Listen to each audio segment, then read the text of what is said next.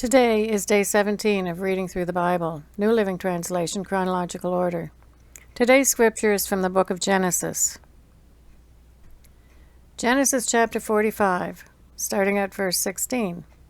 Heading, Pharaoh invites Jacob to Egypt. The news soon reached Pharaoh's palace. Joseph's brothers have arrived.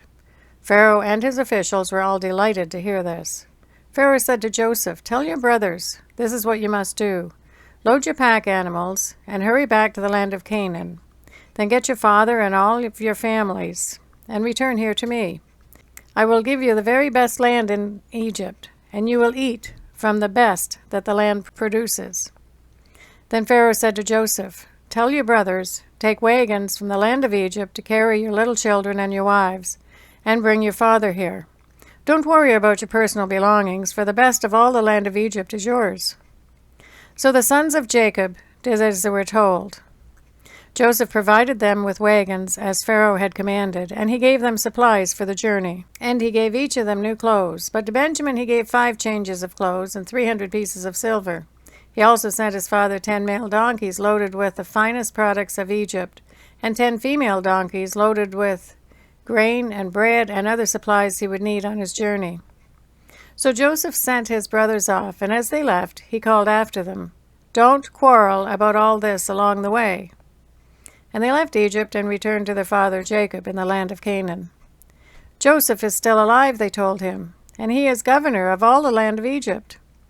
Jacob was stunned at the news. He couldn't believe it. But when they repeated to Jacob everything Joseph had told them, and when he saw the wagons Joseph had sent to carry him, their father's spirits revived. Then Jacob exclaimed, "It must be true. My son Joseph is alive. I must go and see him before I die."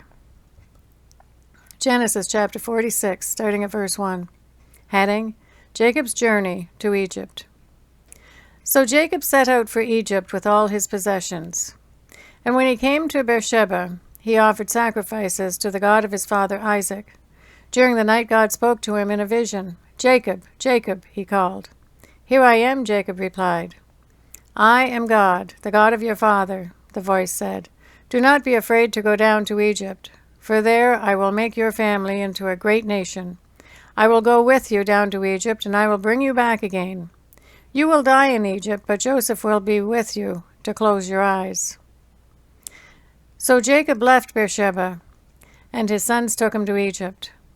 They carried him and their little ones and their wives in the wagons Pharaoh had provided for them. They also took all their livestock and all the personal belongings they had acquired in the land of Canaan.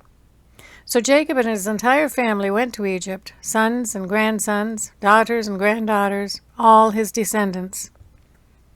These are the names of the descendants of Israel, the sons of Jacob, who went to Egypt. Reuben was Jacob's oldest son.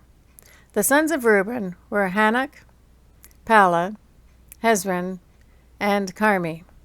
The sons of Simeon were Jemuel, Jamin, Ahud, Jachin, Zuhar, and Shaul. Shaul's mother was a Canaanite woman. The sons of Levi were Gershon, Kohath, and Merari. The sons of Judah were Er, Onan, Shelah, Perez, and Zerah, though Er and Onan had died in the land of Canaan. The sons of Perez were Hezron and Hamul. The sons of Issachar were Tola, Puah, Jasha, and Shimron. The sons of Zebulun were Zered, Elon, and Yalil. The son of Dan was Hushim. The sons of Naphtali were Yaziel, Gurni, Jezer, and Shillem. These were the sons of Bilhah, the servant given to Rachel by her father, Laban. The number of Jacob's descendants through Bilhah was 7. The total number of Jacob's direct descendants who went with him to Egypt, not counting his sons' wives, was 66. In addition, Joseph had 2 sons who were born in Egypt. So altogether there were 70 members of Jacob's family in the land of Egypt. Heading, Jacob's family arrives in Goshen. As they neared their destination, Jacob sent Judah ahead to meet Joseph and get directions to the region of Goshen. And when they finally arrived there, Joseph prepared his chariot and traveled to Goshen to meet his father, Jacob. When Joseph arrived, he embraced his father and wept, holding him for a long time. Finally, Jacob said to Joseph, "Now I am ready to die, since I have seen your face again, and know you are still alive." As Joseph said to his brothers and to his father's entire family, "I will go to Pharaoh and tell him, my brothers and my father's entire family have come to me from the land of Canaan. These men are shepherds, and they raise livestock. They have brought with them their flocks and herds and everything they own." Then he said, "When Pharaoh calls for you and asks you about your occupation, you must tell him, 'We, your servants, have raised livestock all our lives, as our ancestors have always done.' When you tell him this, he will let you live here in the region of Goshen, for the Egyptians despise shepherds." Genesis chapter 47, starting at verse 1. Heading, Jacob blesses Pharaoh. Then Joseph went to see Pharaoh and told him, "My father and my brothers have arrived from the land of Canaan. They have come with all their flocks and herds and possessions, and they are now in the region of Goshen." Joseph took 5 of his brothers with him and presented them to Pharaoh. And Pharaoh asked the brothers, "What is your occupation?" They replied, "We, your servants, are shepherds, just like our ancestors. We have come to live here in Egypt for a while, for there is no pasture for our flocks in Canaan. The famine is very severe there, so please, we request permission to live in the region of Goshen." Then Pharaoh said to Joseph, "Now that your father and brothers have joined you here, choose any place in the entire land of Egypt for them to live. Give them the best land of Egypt. Let them live in the region of Goshen. And if any of them have special skills, put them in charge of my livestock too." Then Joseph brought in his father Jacob and presented him to Pharaoh. And Jacob blessed Pharaoh. "How old are you?" Pharaoh asked him. Jacob replied, "I have traveled this earth for 130 hard years, but my life has been short compared to the lives of my ancestors." Then Jacob blessed Pharaoh again before leaving his court. So Joseph assigned the best land of Egypt, the region of Ramesses, to his father and his brothers, and he settled them there, just as Pharaoh had commanded. And Joseph provided food for his father and his brothers in amounts appropriate to the number of their descendants, including the smallest children. Heading, Joseph's leadership in the famine. Meanwhile, the famine became so severe that all the food was used up, and people were starving throughout the lands of Egypt and Canaan. By selling grain to the people, Joseph eventually collected all the money in Egypt and Canaan, and he put the money in Pharaoh's treasury. When the people of Egypt and Canaan ran out of money, all the Egyptians came to Joseph. "Our money is gone," they cried, "but please give us food, or we will die before your very eyes." Joseph replied, "Since your money is gone, bring me your livestock. I will give you food in exchange for your livestock." So they brought their livestock to Joseph in exchange for food, in exchange for their horses, flocks of sheep and goats, herds of cattle and donkeys. Joseph provided them with food for another year.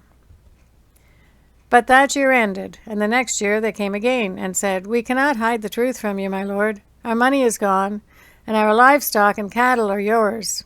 We have nothing left to give but our bodies and our land.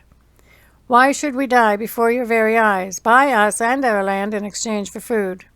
We offer our land and ourselves as slaves for Pharaoh.